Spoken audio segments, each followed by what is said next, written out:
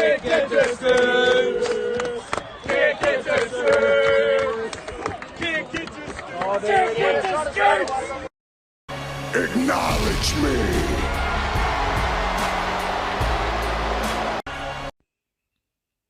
Hello everyone and welcome to the third season of Kick It to Scoops. I'm your host Cooper Gretsch, the sole admin of AFL information, trade rumours and results. I've got a very big opening show for you guys today for this season of Kick It to Scoops Season 3, Episode 60 in total of actual Kick It to Scoops episodes. The 205th video on this channel.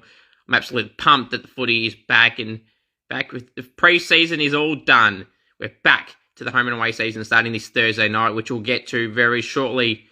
On this season's episodes of Kick It to Scoops, you will see still some of your famous segments. There'll be different segments throughout the year. Some may not be starting today, but there'll be new segments throughout the year, so you look forward to that. On this episode in particular today, we got the world famous segment, Scoops Goes Bang. And trust me, when I say it's back with a bang, it is back with a bang. We got to preview round 1, and I'm going to go through my season predictions. That includes my final AFL 2023 ladder predictions from number 1 to 18. I'll also give you my Brownlow tip, my Premier tip, Rising Star tip, Coleman Medal tip as well. And we'll go through some few things as well. Not the biggest amount of episode in terms of items to talk about. Once the footy starts, you'll have the reviews and previews more often and the whole shebang, and obviously more things to talk about during the week that happen. But guys, before I start, please subscribe to this YouTube channel, AFL Information, Trade Rumours and Results.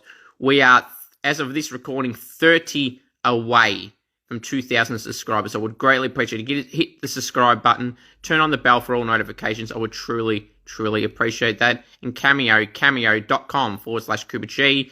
You want me to roast a friend, wish someone a happy birthday, congratulate them on something, anything at all, as long as it's appropriate, I will do so. Head to cameo.com/Cooper G. Now it's time for the first time in about 6 months. It is the world famous segment, Scoops Goes Bang! And I'm going to start off with the bang for season 2023. The St Kilda Football Club, my team, the Saints. You're probably wondering, oh, Scoops, what have they done now? Well, during the 2 practice matches at RSCA Park Moorabbin, the home of the Saints, they had 2 practice matches against Essendon and Melbourne. The first time was against Melbourne. They had advertised for both games player signing opportunities and photo opportunities. And on the Melbourne game, they delivered that. Half an hour late after the game, but they delivered on that. So then it was still promised throughout the week, and they were promoting it throughout the whole week of the Essendon game. You know, player opportunity, photo signings and all this stuff, giveaways, yada yada. And they didn't do that. And what annoyed me more about that is not delivering on your promise. Did they not only just do that, they did that, but they took them half an hour after the game to get a poor security guard to cop the flack from the fans and say, sorry guys, they're not coming out. Why not? We thought this, and you know, I didn't say nothing because respect the security guard, it's not his fault, he's just delivering the message from the club who can't say it themselves. And I was very pissed off about this. There was many people there going, oh, what for? We've been waiting for half an hour.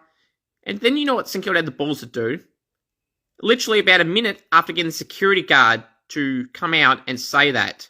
They couldn't say that themselves and give an actual explanation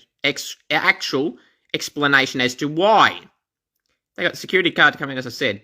Then they had the balls to do an interview for the club website with Mitch Owens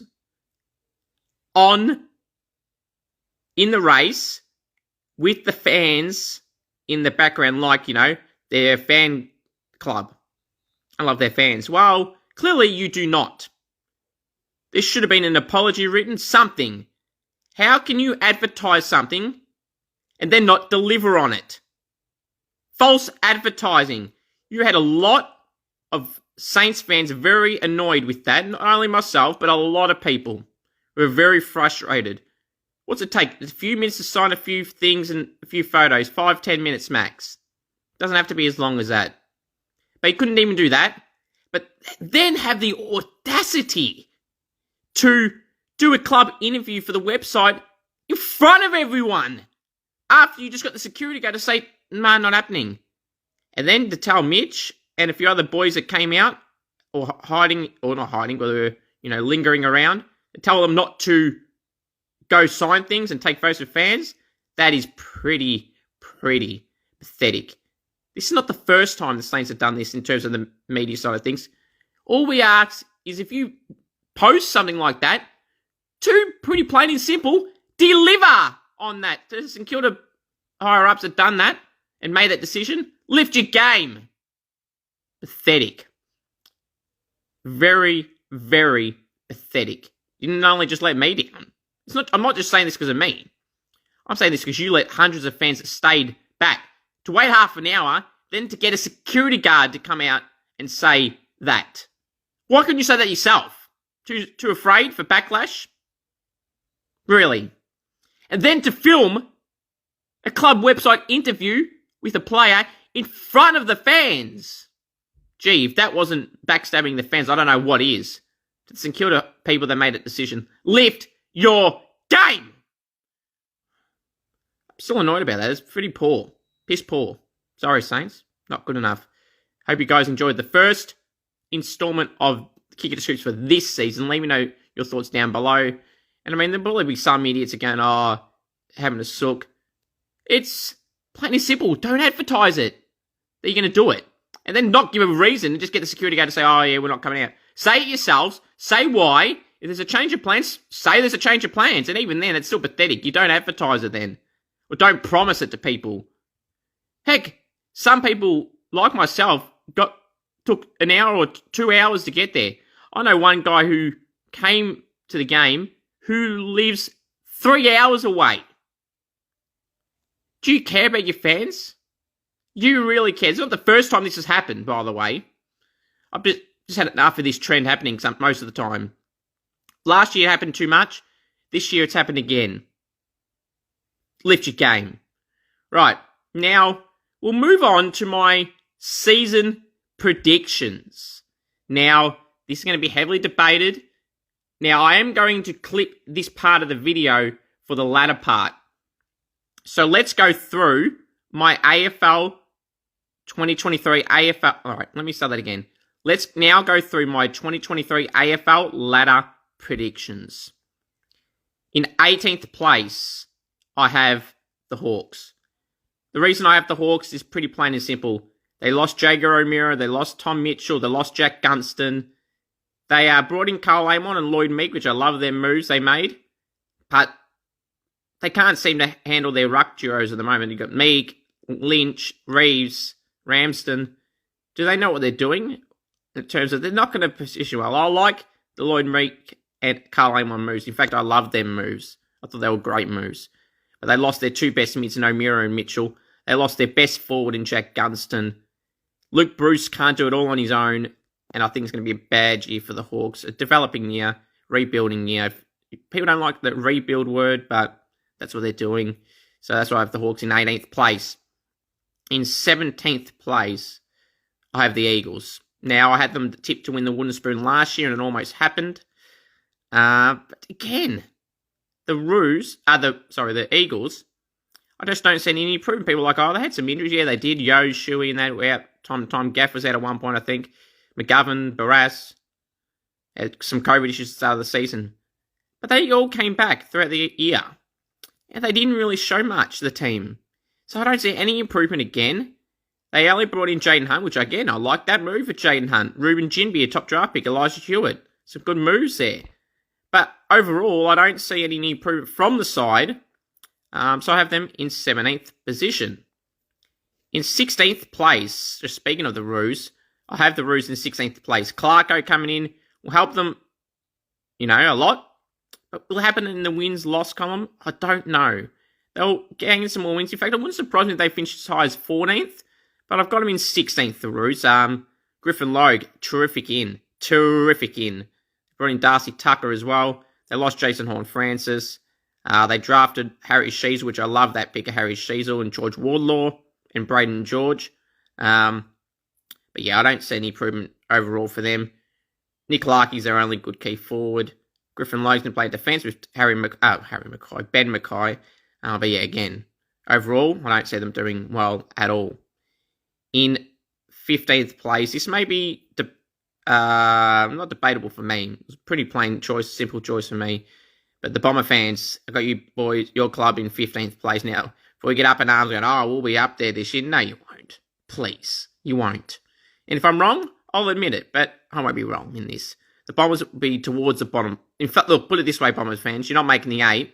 And if you finish anywhere near the 8, I'll be surprised. But you're definitely not making the 8. Definitely not making the 8. Essendon Football Club are definitely not making the 8. Elijah Stars was a top draft pick. They picked him, but he's injured now, unfortunately, for a few months. So he won't play the first 6-day weeks. But yeah, I don't see really any improvement at all from the Bombers. I think they'll struggle again. They might be the bottom sides here and there, but I'd be very surprised if they beat anyone from my 12th and up range. So, yeah.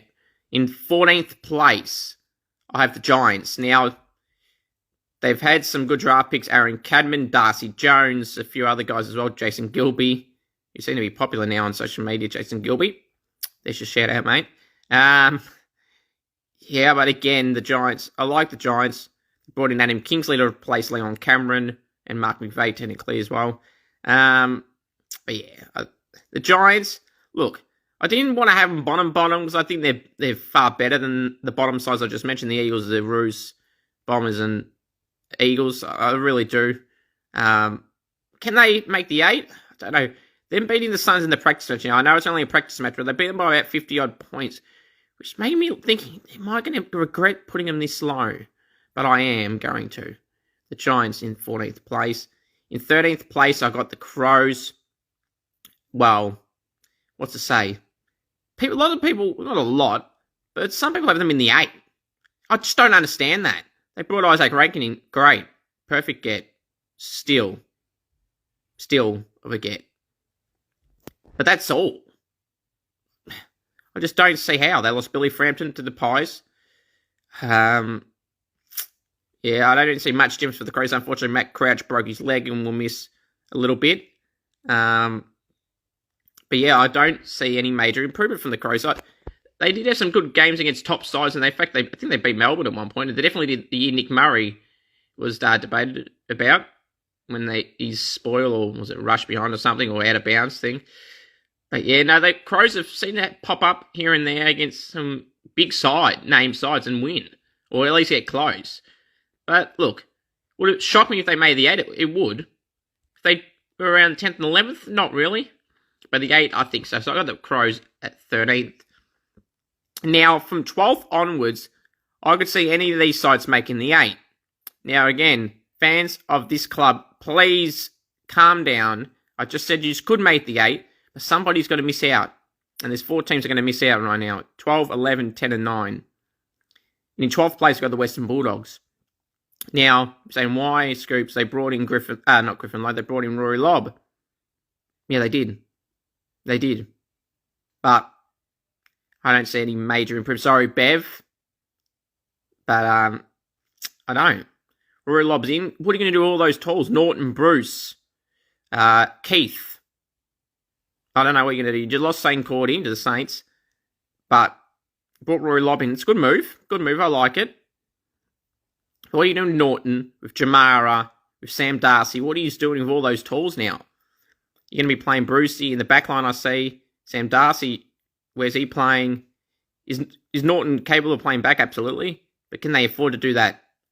It's some moves they're going to have to think about. Their midfield, yeah, their midfield's great, headlined by McRae, but they lost Josh Dunkley as well, which I think is a bigger loss than people really think. A versatile mid that can play forward and kick goals. The Bulldogs have struggled with their forward line. Yeah, you got Waitman and Norton, and Dunkley was their third best forward. In fact, I had him better than Waitman, to be honest, and Norton for that matter. So they lost their best forward as well. So I see them in 12th position, but again, they can make the 8. In 11th position, again, another club that will get upset here, or fans will, of this club. The Tigers at 11th. Now you're going, oh, Coop, come on, mate. Some people have got him in the 8, the top 4. How could you have him 11th? Yeah, Hopper and Taranto. Taranto's a great in. Fantastic in. Hopper in, I'm not so sure. The Giants, he's an okay mid. Like, he's not amazing, he's not bad. But then again, well, I think I debated this on a podcast with the trade period. 7 years for Taranto and Hopper. Taranto is great. 7 years, come on. And then Hopper, 7 years. On big money too. No wonder he joined Richmond. Like, seriously, that's a poor move. They could come back to bite them soon.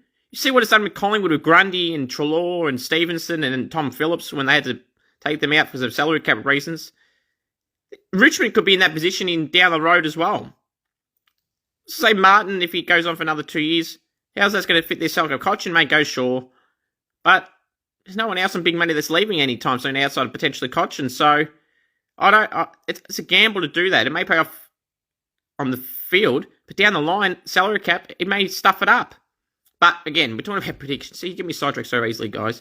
But yeah, Hopper, Taranto in, great. Taranto's a big in. Hopper, not so much for me. Yeah, so I have him in 11th. Again, they can make the 8. I don't get the top 4 hype, though. In 10th place, I've got the Blues, Carlton, in 10th place. Now, originally, I think in my January predictions, I had them in the 8, I'm pretty sure. They haven't done anything wrong. I've just had a train of thought with a few sides that have gone up and a few sides that have gone down. And Carlton, I just slid down a little bit.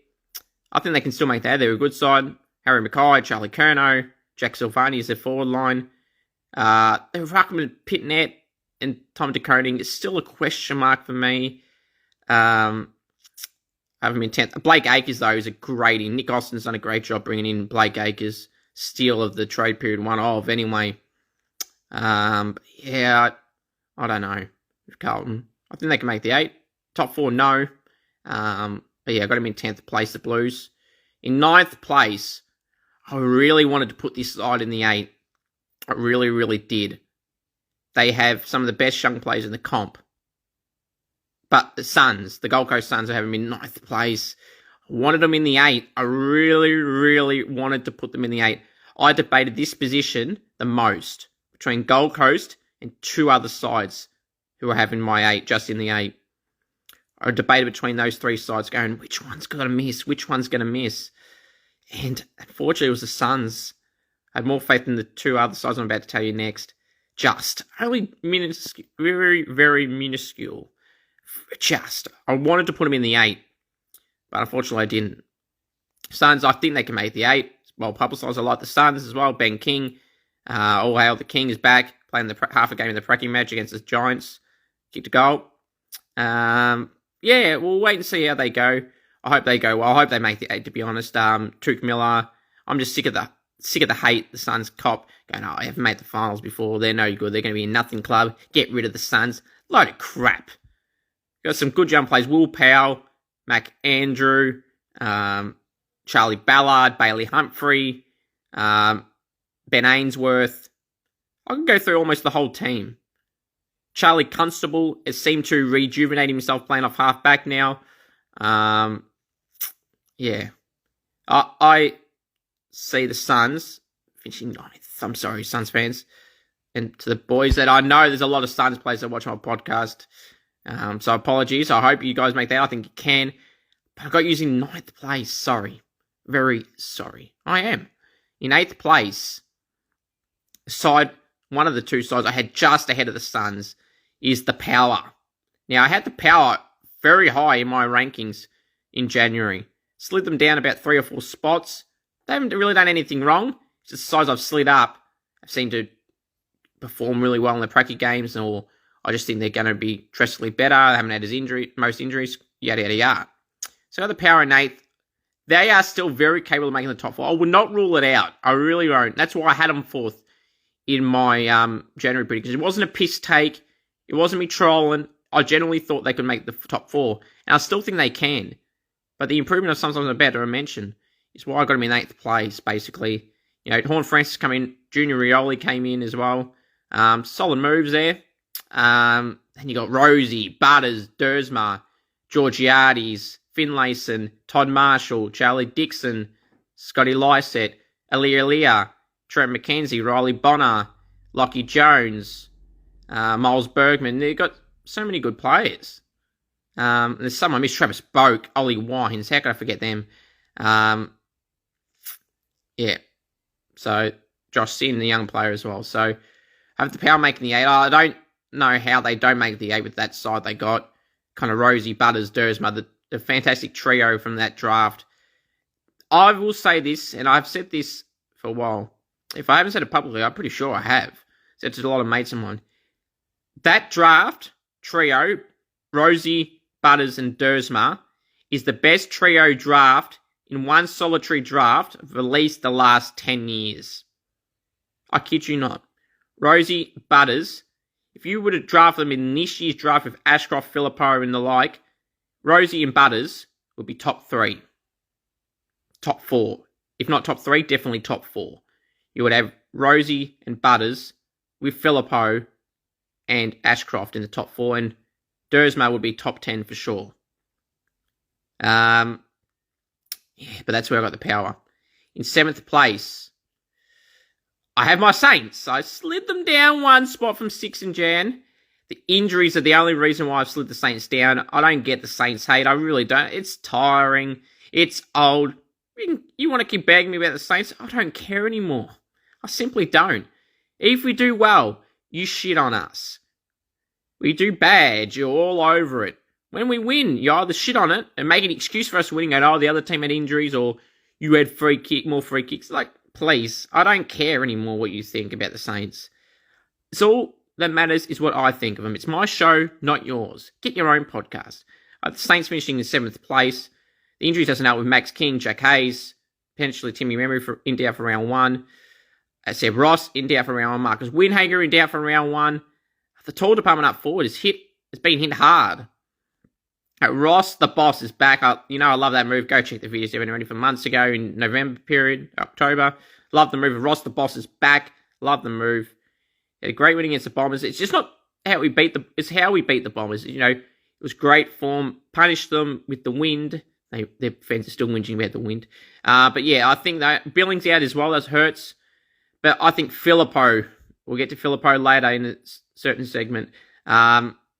It'll be the X factor of this year's draft. But people are just saying, you're saying it now because you've interviewed him twice and, he's a saner now. No.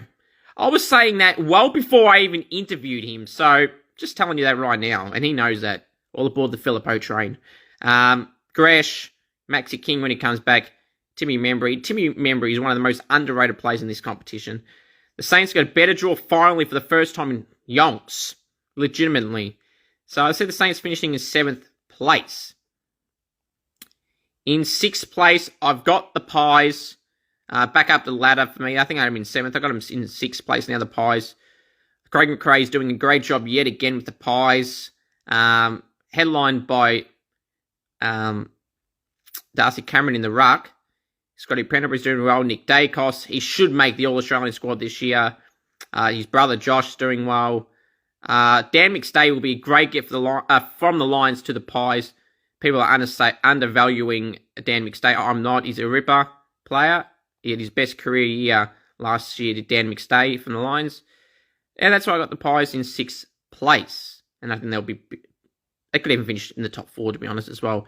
In 5th place, I've upgraded the Melbourne Football Club dramatically. Now, when I didn't have him in the 8 in January, you're probably thinking, Coop, come on, mate. I wasn't so sure the Grundy-Gawn duo would work. It seems so far to have worked. Not for Supercoach reasons. I just think it's worked well. And Saints, it worked pretty well. But yeah. I think they'll be up there again. What's more to say? They're the same side, and they've added Brodie Grundy and Lockie Hunter. But Brodie Grundy's a big one. And I think this will work well for them. Not for Supercoach, which I'll get to that at some point too. So in 4th place, I've got the Dockers. Now, people are going, come on, Scoops. Or this is a bold move, or it's a good move. I like it. Now, I'm going to tell you all why. Now, I'm probably going to have people crapping on me for this. So I'm going to tell you why. You're probably saying, come on, Coop. They lost Logue. They lost Lobb, Akers, Tucker. And there was a 5th one. Who was the 5th one? There was a 5th one. They lost 5 players. Tucker, Logue, Lobb, Akers, and there was a flip. There was a fifth. Can't believe I'm forgetting the fifth. There was a fifth player. Anyway, they were all big losses, all 5 of them. Here's something I'm going to tell you. Griffin Logue, albeit being very good, he's playing mainly forward. But Freo have got millions upon millions of key defenders. Got Brendan Cox, Alex Pearce, Joel Hamling, who's not even getting the game at the moment, Luke Ryan. They don't need Griffin Logue. He's a great player and a great get for the Roos. So that position is filled. Lob. Luke Jackson came into the side. He's taken Griffin. Oh, Lloyd Meek was the other one they lost. They brought in replacements for all these guys. Already had replacements for those guys. Lob. Luke Jackson is a replacement play up forward. And he also, Jackson, replaces Lloyd Meek as the second ruck option. So, 2 for 1 there. Luke Jackson covers Lob and Meek. And then O'Meara covers Akers in the midfield group. Now, you can see he's not a wingman, no. That midfield rotation, you can play someone else out there. Liam Henry's trialling there. Ethan Hughes is trialling out there. They've got cover. They've got backup, the Dockers. So, all those losses, albeit important, they've all been covered. And Darcy Tucker was playing twos for most of the year, and he was injured as well. So, they've covered all bases at the Dockers. So, yes, they've lost some good players, those 5, but they gained Jackson and O'Meara to cover some holes there. And then there's current players on that list that cover those holes. Everyone knows I'm a big fan of Andy Brayshaw, Hayden Young, Heath Chapman. Another great 3 as well. But they weren't in the same draft. Well, not in the same group like Rosie, Butters and Dersma. Great defence. Great ruckman, Sean Darcy. One of the best ruckmen in the competition. You can't doubt that. With Witsy and Rowan Marshall and Gordon Grundy. So, I got him in 4th place for a reason. I think they can go all the way, the Dockers. But I got him in 4th place. In 3rd place, I have the Swans. I mean, what's to say? The Swannies, they're on fire at the moment in the preseason games. I know it's a practice match, but still. The Swans did well. They were playing in the grand final with Geelong, so obviously they're going to be up there again. I'm in 3rd place. I don't get the narrative of people saying they're not going to even make the 8 now. It's ridiculous. We're in the 8, fair enough, but not out of the 8. That's just ridiculous. Parker, Heaney, Papley, Rampy. Do you want me to keep going? Chad Warner, Cunningham, Florent, McCartan. Like, do you want me to keep going on and on and on? Sam Reid, Buddy, Lance, Buddy Franklin. Probably in his last year, but still going well. So, yeah, the narrative of the Swans not making the 8 is ridiculous. But I got him in 3rd place. The 2nd place, I got the Premiers, Geelong. Going on coat, but they just won the granny. You got to have them, the Premiers. You got to have them in 1st place. No, you don't. Doesn't necessarily mean the Premiers come from the 1st position either, by the way. They got him in 1st place. 2nd place, Geelong, sorry. They added Bowes, which they moved pick 7. I'm still not happy with that. Ridiculous. Tannen Bruin, they brought in Ollie Henry as well, some young players. And they basically got them all for nothing, really, if you add it all up together. And they were in Jai Clark at the draft, the top draft pick, with that Jack Bowes freebie pick. Not happy with that still. So they're going to be dangerous again, unfortunately, Geelong. So I've got them in 2nd place. And in 1st place, I have the Brisbane Lions, who have added, I've been well publicised with this many times, Josh Dunkley, Jack Gunston, Will Ashcroft, and Jasper Fletcher. 4 huge ins. They're going so well with their club and their list that you might not see Jasper Fletcher get many games. I'm sure you get a few, but you won't get many, you would think, providing there's no injuries, because Dunkley, Ashcroft, Neal, Zorko, McCluggage, Berry, that midfield is stacked. Jasper Fletcher may not get a game. Will Ashcroft, they're being talking about, might even get named on the bench. So it shows how strong their team is. I think Ashcroft will be on the ground, by the way, if that matters. But yeah, they're going to be dominant again. Gunston is a great get. Dunkley is a freaking awesome get as well. The Lions are going to be hard to beat in season 2023, which is why I have them finishing in 1st place. Leave your thoughts down below, guys, on my ladder predictions. I'll go through it one more time. 18th, we got the Hawks. 17th, the Eagles. 16th, the Roos. 15th, the Bombers. 14th, the Giants. 13th, the Crows. 12th, the Bulldogs. 11th, the Tigers. 10th, Carlton. 9, Gold Coast. The top 8. 8th place, Port. 7th place, Saints. 6th place, Pies. 5th, Melbourne. 4th, Fremantle. 3rd, Sydney. 2nd, Geelong. And 1st, Brisbane. Right, now we'll move on, guys, to my Brownlow Medalist prediction. My Brownlow Medalist pick for season 2023, I pretty much just gave it away before. It is the best young player, midfielder, in the competition, Andy Brayshaw. He was up there this year. I mean, I've been a big fan of Andy Brayshaw since he was drafted. People are now starting in on the bandwagon. Well, I've been on the Andy Brayshaw bandwagon since day one. Andy Brayshaw was a great get for the Dockers, a steal for the Dockers. I wanted the Saints to get him. They didn't, unfortunately, but here we are. Andy Brayshaw is my 2023 Brownlow Medalist. He was up there this year. He'll be up there again. The Dockers will be up there, which will help him. And I think he can go all the way. Andy Brayshaw. Now, my Premier is the Brisbane Lions, not just because I had him first. I'm not going to repeat why. It's because of Dunkley, Gunston, Ashcroft, Fletcher, Zorko, Neal, Hipwood, Danaher, Gardner, Harris Andrews. I can keep going on and on and on. But there you are. My Coleman Medalist is Jeremy Cameron. Pretty plain and simple as to why I have Jeremy Cameron being my number one Coleman Medal winner. People say, oh, well, Hawkins was still goals off him. Well, that's not a problem. It happened last year. They both were top 3-5 in the Coleman with that happening. So I have Jeremy Cameron going all the way again, or not again, but going all the way this year to win the Coleman Medal for the Geelong Football Club. Now, the Rising Star. Here we go. They're going, Scoops. Who you got for the Rising Star? You have to go Ashcroft, don't you? What about your man Filippo? Or what about Harry Sheezel? Well, let's just say here, right now, if you don't have one of Harry Sheezel, Matthias Filippo, or Will Ashcroft, you don't know football. You really don't. I've seen some of the captains mention Judd McVie, Jai Cully, Finn Callahan, and my eyes rolled back in the back of my head. We're talking the Rising Star. Well, I'm not saying they won't be good or anything, but seriously, really, Judd McVie, no disrespect to Judd, but the guy is in his second year now. He's a rookie. He's one of the last rookie picks of the previous year's draft, and played twos all year and didn't do much in the twos. And now you think he's magically going to get a game at Melbourne. Didn't get a game in the Pracky games either. And you think he's going to get a game for Melbourne regularly, get a game 1, get it regularly 2, and 3 perform well. To the level of a Rising Star over Ashcroft, Filippo, Sheezel, Cadman, anyone else like that. Like, seriously. Eyes roll back. Right. When I was seeing that, the captains and some of their other moves was absolutely ridiculous, but we're not going to go into that. So my Rising Star, I really can't split it between my man Filippo and Will Ashcroft. So I've gone a tie.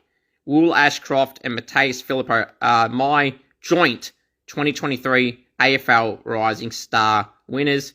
Reason they're going, oh, come on, Scoops, you're saying Filippo because he's a saint. No, I really think, as I said, well publicised. An X factor of this year's draft. Will Ashcroft is a beast as well. Potentially could go better than what Nick Dacos did, if that's even possible in his first year. But I think Filippo can go toe-to-toe with Will Ashcroft. I think Filippo and Ashcroft will play the same amount of games or thereabouts. So, and I think they'll both perform game after game after game.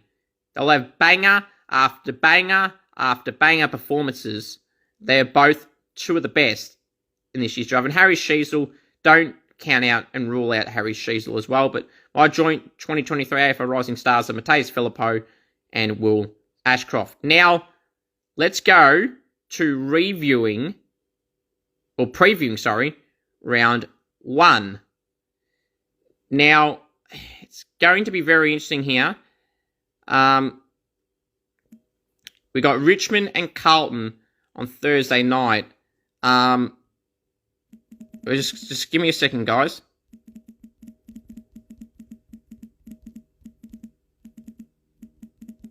Alright, just give me a second, guys. We'll go round 1. We got on Thursday night at the MCG, we have Richmond hosting the Blues. It's always the traditional round one opening clash. They should change it, but finally Carlton's improving, so I understand now why they've kept it. I'm going to tip the Blues. In a close game, start the season, Mackay and Curnow would do well. I'm sure if Taranto would perform well for the Tigers. But yeah, I'm going for Carlton. Now, the Friday night game at the G, we have Geelong and the Pies. Another very interesting clash. I'm going to go for the Pies in what should be a thriller. Craig McRae will start the season off well with a win. But yeah, we're going to see an interesting clash between these two sides. Yeah, and I'm going to go for the Pies. Now, we'll move on to the Saturday games. But before we do that, just give me a second, guys. Just bear with me for a second. Alright, sorry. Apologies for that, guys. For that little thing. Alright, just give me a second. Sorry, I just had to get it up again because it wanted to go off on me. Okay, right. So the next game we're going to go through on the Saturday games, guys, is North Melbourne and the Eagles. Interesting game. I'm going to go for the Roos to get their first win of the season. Or, obviously, the Roos, because it's at home. Then the twilight game on Saturday at the Adelaide Oval, we've got Port Adelaide hosting the Lions. This is going to be a ripper game. This really, really is. I'm going to go to the Lions because I think they'll be a tad too good for the Power by 20-odd points. Saturday night games, we've got the Melbourne Football Club hosting the Bulldogs at the MCG, 7:25. I'm going to go the Demons. They should win by 30-odd points, to be honest. Then we've got the Gold Coast Suns at Metricon. Sorry, it's not Metricon Stadium anymore. Heritage Bank Stadium, I think it's called now. Saturday night at 8 p.m. against the Swans. Oh, this is really hard to tell. I'm going to go the Swans. But the Suns at home can cause the upset, if you want to call it an upset. Now, the game's on Sunday. The Giants hosting the Crows, Sunday 1:10. I'm going to go the Crows in a close game. The Bombers and the Hawks at the MCG, Sunday 3:20 time. I'm going to go for the Bombers to win that game. And the final game, the Saints host the Dockers at Marvel Stadium, Sunday 4:40 Victorian time. Obviously tipping my Saints. It's going to be a hard game. It's going to be a tough one. But the Dockers, a few players in question for round one, including Michael Walters and Nathan O'Driscoll. The Saints, obviously, with well-established Ross, Winhager, Membry are in down for round one. Both unlikely. Well, especially Membry's unlikely now, it looks like. And Winhager's maybe should, and Ross is very unlikely. So then obviously got the guys already out, King, Hayes, Billings, etc. So yeah, I'm going for the Saints, obviously. Alright, I think that's... Alright. Now, guys, I'm moving on to my final thoughts, but there's a few things I want to say, too, in my final thoughts. If you haven't subscribed to the channel already, please do so. As of this recording, we're 30 away from 2K, so I'd really, really appreciate it if you could go subscribe to the channel. It means a lot to me if you could do so. It costs nothing. Turn on the bell for all notifications. Been a lot of work for you guys throughout the off-season, seeing cricket, footy vlogs, the whole shebang. My BNF cricket win by 1 vote. That was great. But yeah, go subscribe, please, if you haven't already. Some more segments that you'll see returning throughout the year will include the Scoops medal is back. You'll see the Team of the Week, which is back. Rolling All Australian team is also back. But the Rolling All Australian team, I'm thinking, guys, I'm not bringing that in till probably around 15 or 10 to 15 or so. So we'll wait and see on that. The Scoops medal is back next week. Team of the Week is back. And the Rolling All Australian team at a later date.